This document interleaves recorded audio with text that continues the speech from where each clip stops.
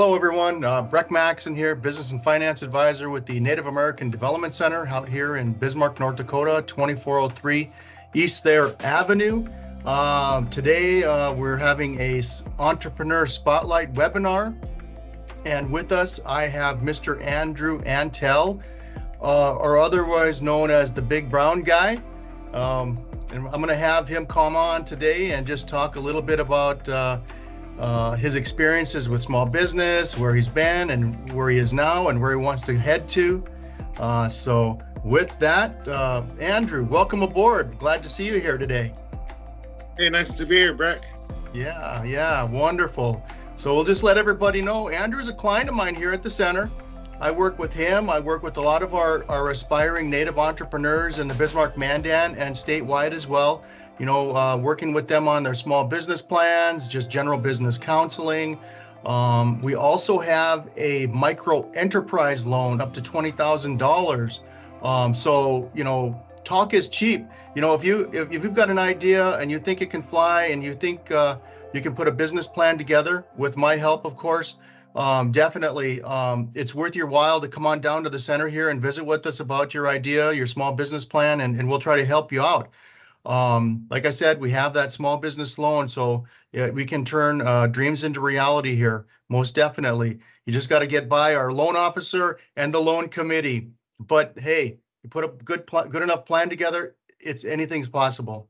So with that, again, welcome aboard, Andrew. I guess I just want to just start out, you know, like we've been talking about, you know, different things, you know, in your background. You come from a culinary chef, food background, and I guess if you want, just give us a little bit of who you are, where you came from, and kind of your journey to where you are now. Okay. So I've always enjoyed cooking. Actually dropped out of high school and went to Job Corps, and that's where I started my cooking journey. I worked there. You're a student employee, what it's called. You're a student in the center and whatever. So I got into the culinary program, finished that. I left and I went to college and kind of really didn't know what I was going to do. So bounced around and tried a couple different things, but always fell back on my culinary training that I got at Job Corps. So I worked in, you know, everything from fast food to sit down restaurants to fine dining, to being the chef at the Hunters Club for a while. Worked downtown Bismarck, a lot, traveled around, worked here and there, everywhere I went, I could always find a good cooking job. So, and then just always having it as a passion in my life, constantly being a student of cooking and pushing myself to teach and learn techniques and different things. So, yeah, and then like I said, fall back on it. I used to do a little bit of catering on Standing Rock. That's where I came up with the Big Brown Guys. I used the Big Brown Guy idea. I sold burritos for a while. Yeah, did that. The thing is how can we find you? So I just said, look for the Big Brown Guy with the cooler. Just kind of stuck, and so we got there, and yeah, so we're here now. I also got to do a THPO survey work. I'm an independent contractor. I go out and I do cultural surveys.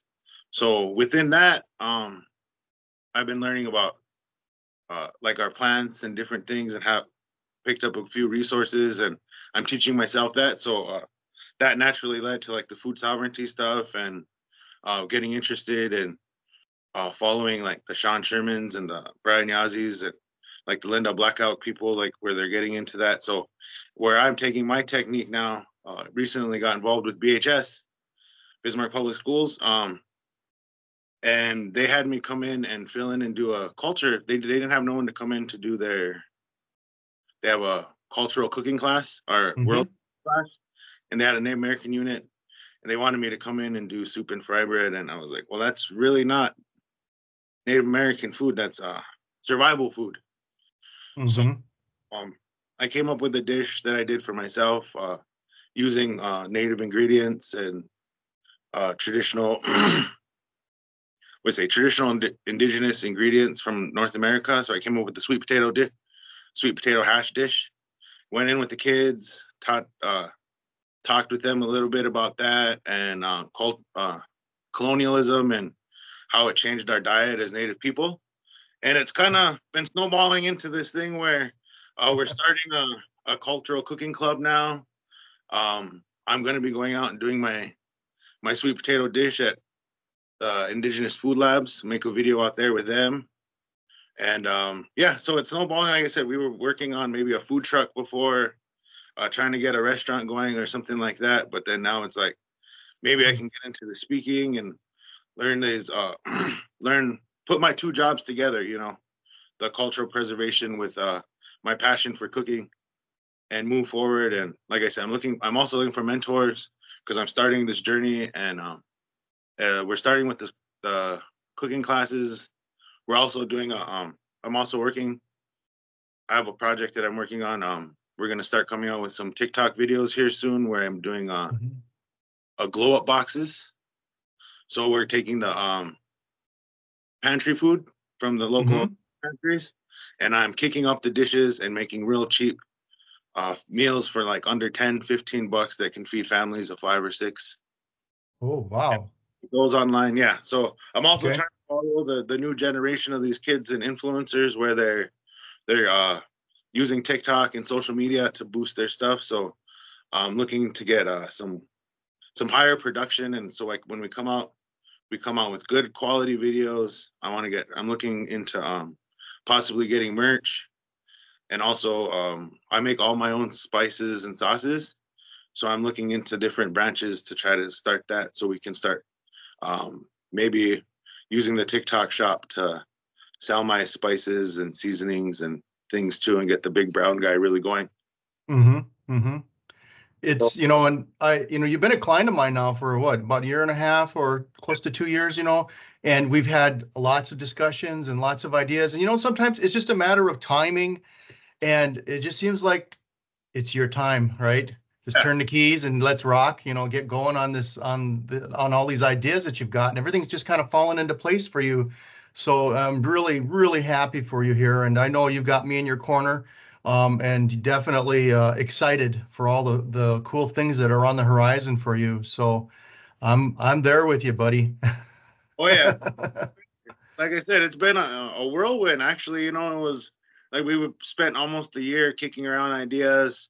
Me kind of not really sure what direction I want to go, because I have physical restrictions on my body too. So working in a kitchen and doing that full time, every day is kind of like a stress on me. And as much as I love it, physically, I don't think I can really run that anymore. But taking and falling into this avenue of taking the teaching and speaking and going out, maybe bringing some of my ideas to other different reservations or tribes, go out and like do cooking in a whole different way. Yeah.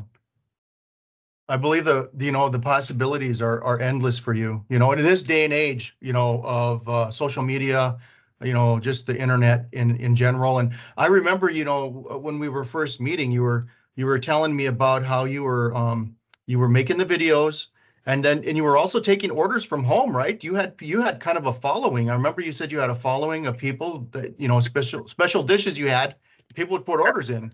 Yeah, so we were putting out videos, but I was doing lives, and yeah, I got a couple people who followed on, and they put in some catering orders and would have me come out, and yeah, so I did a few of those. Came out to Native Inc. and I cooked for your guys' cookouts this summer. I've been doing the meetings for Cheryl Carey down at the Sacred Pipe Resource Center. So all of their council meetings or whatever they have, I've been catering those as of late. So yeah, like I said, meeting people, taking off. I'm actually have a meeting set up where I'm going to do a presentation on my glow up boxes for all of a lot of the directors in Bismarck here are going to be in this office meeting. So hopefully that takes off and we can do some things with them and do my savings boxes or videos or get some classes going around Bismarck so people can come out and interact and we can learn and teach each other together. It's a whole new experience for me. So I'm just trying to take it as far as I can, and I'm learning and growing as this goes too. So I'm also looking to come in and chip in and maybe have me come out and see if they have any programs like this or anything too. So that's what I want to do with this here today. Oh yeah. Oh yeah. I know, yeah, life happens, right? And I Yeah. know that, with the archaeology, you were telling me, the toll that it takes on you there, just combing the countryside and doing all the things that you do. I just can't imagine, but, that was one of your passions too, and that, it is interesting, our history and where we come from. And I do like that, you are, informing people, our young people about our history and where we come from and why things turned out the way they did, the food choices that we have.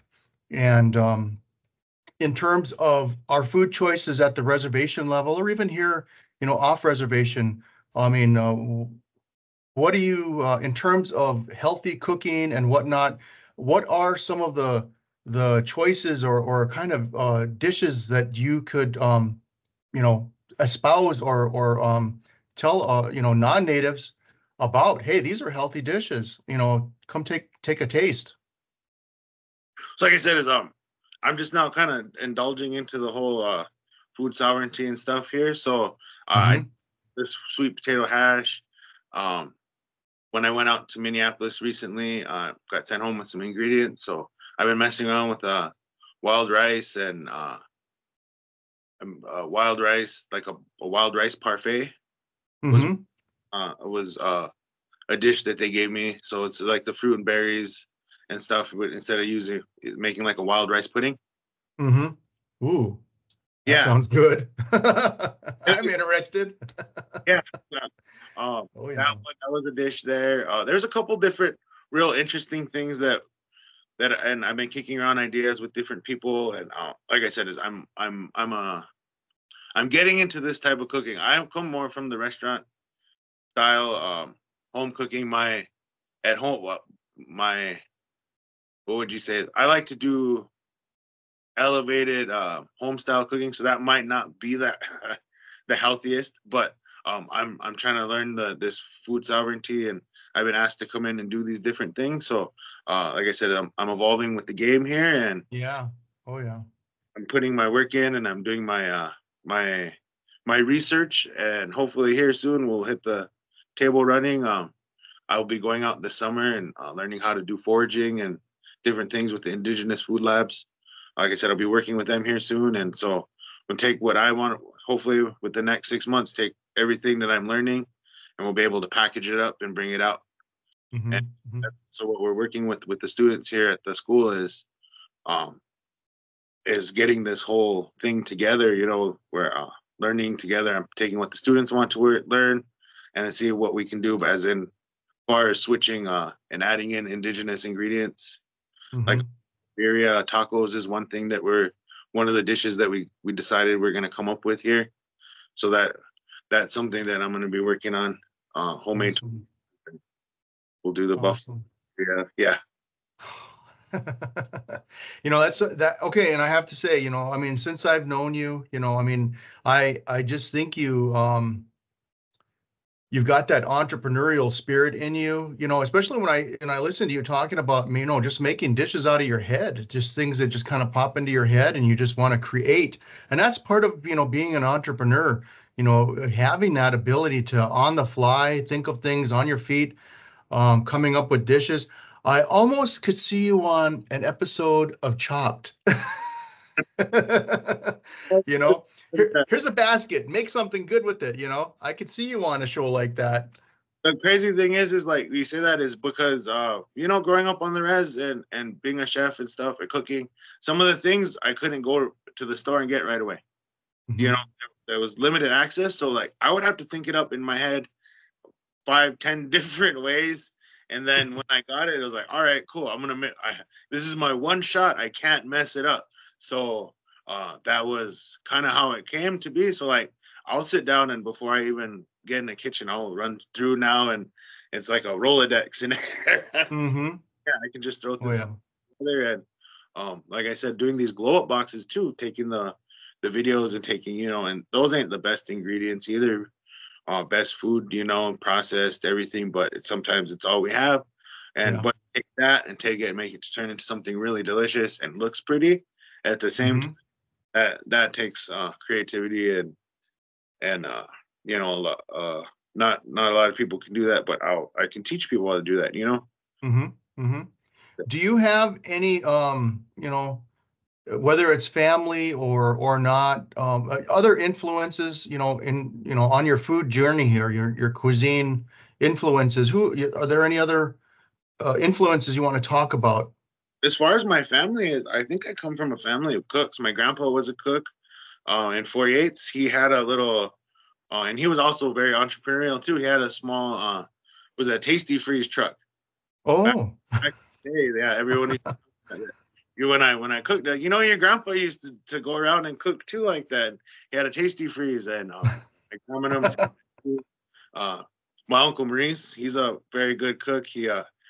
We tease around that his menudo is currency on some reservations. mm-hmm. Oh. Yeah, cooking is just something that my mother was my inspiration to go to Job Corps and start. Hmm. She did that after school, and she went to Job Corps and she did her culinary there, Yep, yep. and then Oh, her path. But yeah, she started off her background. She said it's just a good thing to have because wherever you go, you can. They're always looking for cooks. yeah, yeah. So One did thing. you did you ever so I have to ask this, I mean, did you ever peek in and watch Food Network? Oh yeah, no, Is that? I watched all that. When I was in Job Corps, they used to have the cooking channel and Food Network were Hmm. constantly in the corner.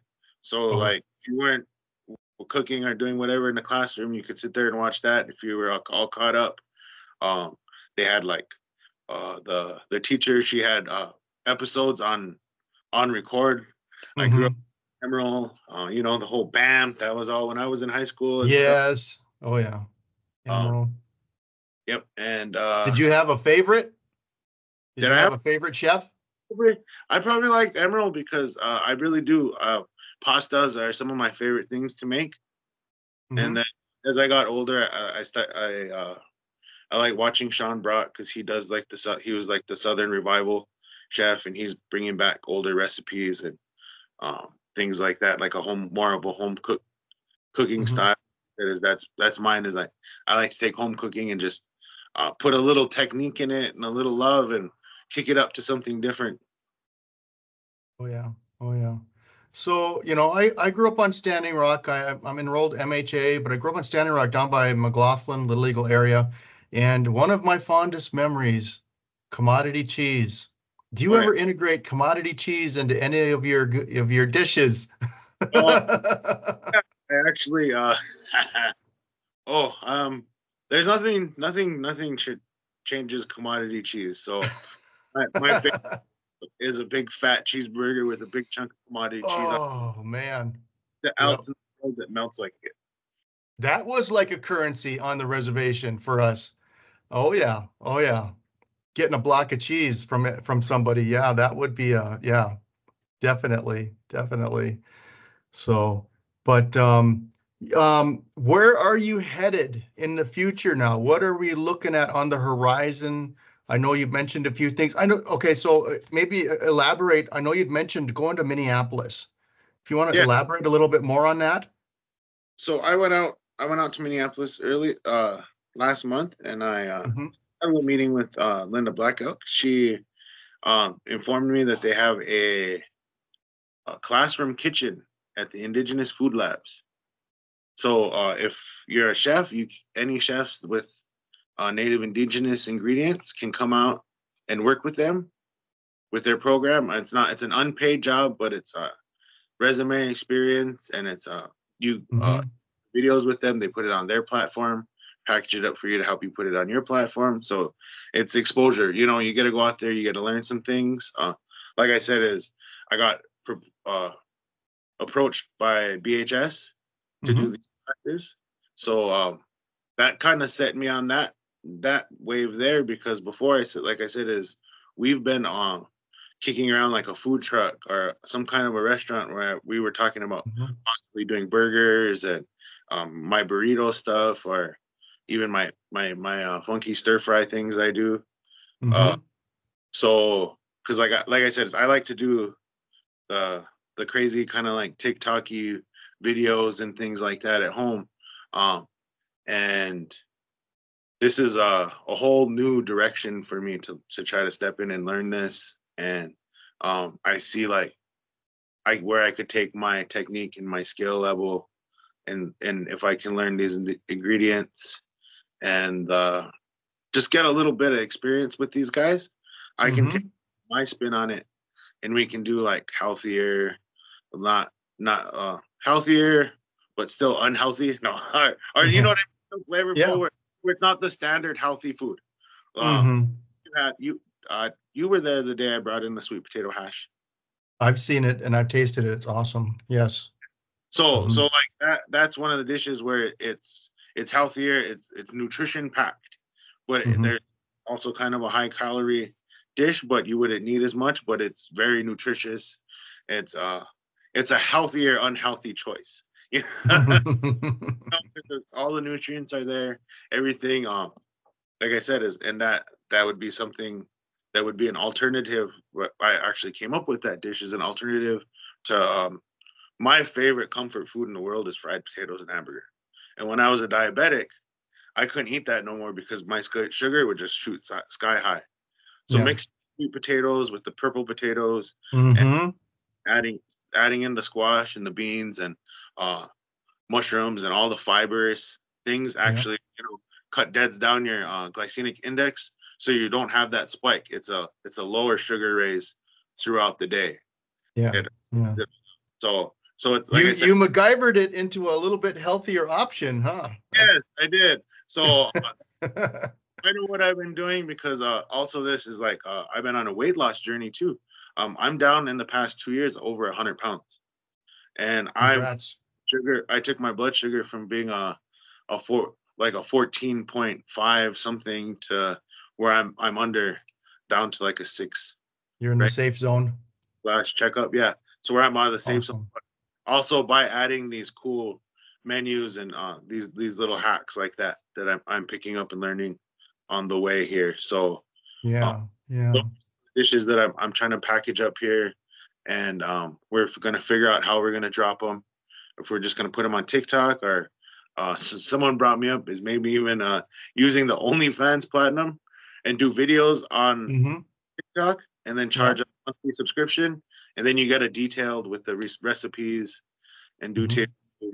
detailed thing, maybe doing like a $15 a month, and you get 12 videos a month. You get the detailed videos with recipes, or like a live cooking demonstration.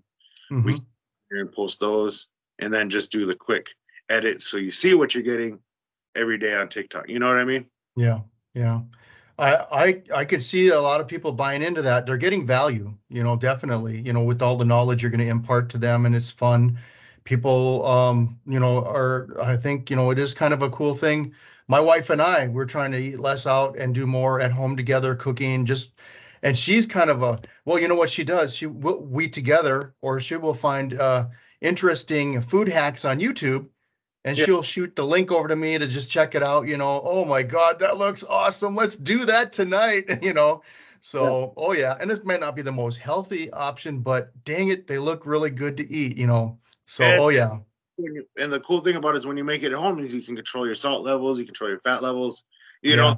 Make it a little bit healthier. You don't have to use the heavy cream. You can lighten it down. Switch things. Mm-hmm. And yeah. So when you're at home and you're learning how to cook, and that's one thing today is a lot of people don't even bother to cook, and they don't really Mm-hmm. know. With a little practice and a little time, you can throw together some really good, fast, simple dishes Oh yeah. that, that could be better than anything you can get in a restaurant. Oh yeah. Oh yeah. I believe you. I believe you. So I got to hit you with this one. You mentioned the food truck. Just if you could impart to me, if you had that food truck today, what 2 or 3 all-star dishes would you have on your menu? What would you love to have on your dream menu for your truck? Um, I would probably either go with I would say I like to do my deep fried ribs. You know, Ooh. and then Uh-huh. fry them up like a chicken wing, and I make different sauces. And yeah, that's probably where we would go. Either that or hit it with my burgers because my burgers can smash all day long. Oh my God. I skipped lunch. Now you're making me, I'm getting hungry just thinking about it. And you've mentioned too, incorporating how important to you, one of our indigenous staples, buffalo meat. Mm. Are there different takes or things that you've thought about, with buffalo or bison, as it were? Have you got any different takes on that are your favorites? Things that you just come to mind. Um, I just like to replace it out. The thing is with it is it's really a tough meat, so a lot of times you got to slow cook it, do the roast and stuff. But um, I just treat it like beef, season it real well. And like I said, is the best. My favorite thing is just roast it. I usually hit it like with some injections to help Hmm. bring the fat up, or use the trick and going to the butcher shop and wrapping it in caul fat, so the Hmm. beef fat renders into the meat and helps tenderize it to Right. keep it moist while it's cooking. But that, Hmm. like, the biggest trick is trying to keep the buffalo meat tender enough where it doesn't seize up. But like as far as anything, I just treat it like beef, cut it up, throw it in a stir fry. But yeah, the most definite part about it is keeping it tender because it gets chewy and tough, but it's got a good flavor. Hmm. Hmm. Yeah. Oh yeah. I love it. I grew up on deer sausage too. I don't know if you've played with deer sausage at all. Oh man, Yeah. One of the cool oh, things I did down in Standing Rock when I was doing the burritos down there is I made a Reuben sandwich out of deer sausage. oh, oh So my gosh. I grilled it up with, you know what I mean, just did the Reuben. Hmm. I sliced up the deer sausage real thin, fried it super crispy, and then I threw it on some homemade sauerkraut with homemade dressing, shredded provolone cheese or shredded Hmm. cheese, and then I just wrapped it in a tortilla and grilled it shut. Wow. Put Yeah. that on the menu. Delish. That one sounds really good. It just wow. Yeah, I know those are some of the fondest memories, growing up back home. Commodity cheese, deer sausage. And my grandmother, she had a pantry full of, just all the staple commodity stuff, canned vegetables. And I'm probably not thinking, I'm sure there were other things, that she used, I grew up on a ranch. So at dinner time, it was always a big dinner or lunch rather, and supper too as well, because we'd feed ranch hands that would come and help us out on rides or whatever, or during brandings or whatever. So I know that grandma always incorporated a lot of our the commods. That's just that was just a fact of life down there. My grandpa, was a pretty generous person, and if somebody needed help, just getting some gas money. Hey, they would just bring a can, a box full of some commods over for a few gallons of gas to get to Mobridge or to McLaughlin or whatever. So I grew up with commods one way or another. It was in all of our lives. I remember those big boxes of raisins. Yeah, yeah, kids, yeah, we love that stuff. Oh yeah, eat it up. I So, one time too, like you said, feeding like that is growing up on the res is one of my exes. Her family had you know how housing is low on the res, so there was 14 people in the house at one time. yeah. And feeding a family like that, cooking every day, that's a mission in its own. Mm-hmm. Oh So yeah. to come up with the dishes to keep a budget, to feed everyone, Yeah. that's kind of also where I came up with my niftiness to come up with some of these things. And I just came up, and that's kind of where the creativity came. So I was like, yeah, if you put me on a chop challenge or throw me somewhere, I'll make you anything you want, or Yeah. Yep. I don't see any fear in you. I know you'd be on it, man. You'd be fierce, fierce competitor, no doubt, no doubt. So, well, hey, I am wondering too, where do people find you? What's the best way to find Big Brown Guy right now if they're interested in watching you do your thing? yeah. So right now we don't really have too much. I don't have too much of the cooking videos up yet. Most of my karaoke singing stuff just for fun, and some of my Yeah. things. But we have you can find me on live most nights. I usually do my cooking for my dinner uh with my kids. That's what we do is I'll hop on live for a couple hours and visit Mm-hmm. people, that people ask tips, hop on there and see what we're up to every night. And so Big Brown Guy, at Big Brown Guy 365 on TikTok. Mm-hmm. And I'm also in the works with someone. We're gonna get a website up here soon. So Awesome. getting the speaking, and once we get the class stuff, so we can have somewhere to people to come look and see if they can want to book me to come out and do a class, or even do like a home private chef thing. I'm Mm-hmm. everything, like I said, is I'm just out here trying to market myself as a chef, Yeah. and see what I'm doing and where we go. And we're working on the merch. We're gonna try to get some seasoning things going. I'm trying to get a home's food license. Um, Mm-hmm. I get my housing finalized and stabilized 100% here, because I have to find a place where they will let me do a Mm-hmm. home out of the house there. So, Mm-hmm. so yeah, my current house won't allow me to do that, but I got to find a place where I can start mixing the seasonings and different things, a commercial kitchen or something along that line. So if there's anyone out there who knows where Mm-hmm. there's one, you can contact me. Yeah, awesome. You know what and as we're talking about food and all these things, social media and doing these fun, and it's fun. Cooking is fun. And I was just going to say, I'll check with the boss, our CEO, Lorraine Davis. Maybe we could do a live over here at the Native American Development Center, Native Inc.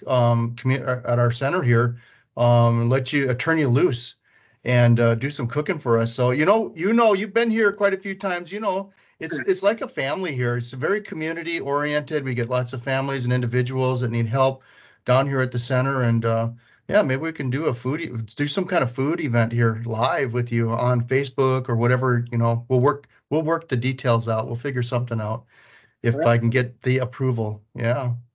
That'd be awesome. Yeah. So, um, we'll kind of wrap it up here. Have you got any other parting shots or anything else you want to, hit or put out there to the internet, to our social media people, followers, etc.? Anything else you want to put out there? Just if anyone wants me to come out and either do the food savviness, the glow up boxes, um, or any kind of cooking classes or anything you might want, just get a hold of me on TikTok, follow me, hit the lives, help me get the word out. This is going to be a whole new thing. Like I said, we're taking it in a whole new, I'm taking it in a direction. I'm just jumping in feet first. And you're Yep. the first stop here where we're going to get off and start getting things going. And yeah, so that's Awesome. right. Awesome. Hopefully we can. Awesome. Oh yeah. I have no doubt, you're gonna do something here. We've been talking about this for a while now, and it's just your time. It's just your time to hit it. And you've got the skill, you've got the talent, and I just don't see no fear, man. Just get out there and do your thing, right? Your passion. Isn't that everybody's dream anyway, as an entrepreneur or just in general? Do what you love, right? And that's what do you think of that? Do what you love, Yeah, just do what you love, and and you don't really it's not even work. It's not, if you're doing what you love, it's just fun. It's your, like I said, is the both of it's been a dream to have both of these careers, because when I'm out in the field, like I said, takes toll on my body, but I absolutely love being out and doing what I'm doing. It led me back to where it's cool how it came full circle, and, Mm-hmm.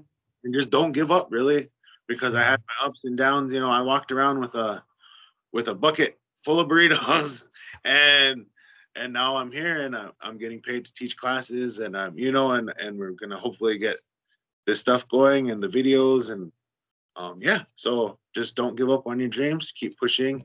As hard as times things get, just keep the fun in it. Just Yeah. keep the fun in it, and things will work out. Oh yeah, I agree with you 100%. And I'm all for a food truck or even a brick and mortar sit down place someday for you. I mean, I know you can handle it. I mean, with your background, your repertoire, everything, you could do it. I know you can. Uh, So, well, hey, I really want to thank you, Andrew, for being with us this afternoon. A little bit of your time. I know you're busy and life happens and you're hitting it hard here. So I'm going to wrap it up here. And one more time, if you got shout out your contact again for all of our viewers here. I'm going to put this out there. Follow me on Big Brown Guy, or at Big Brown Guy 365 on TikTok. TikTok, that's your main. Okay. That's all right. Excellent. And excellent. And for our viewers too, if you are an aspiring entrepreneur, like I said, come on down to the Native American Development Center here in Bismarck, 2403 East Thayer Avenue, or you can call me directly, 701-712-7284, just to talk about your idea. I've got a dream, I've got an idea, something that's been itching me in the back of my head. I want to do it. Whatever the case may be, if it's a contractor or you're into food, retail services, etc., give me a call. Be happy to sit down and visit with you face to face or over the phone, Zoom, whatever it takes.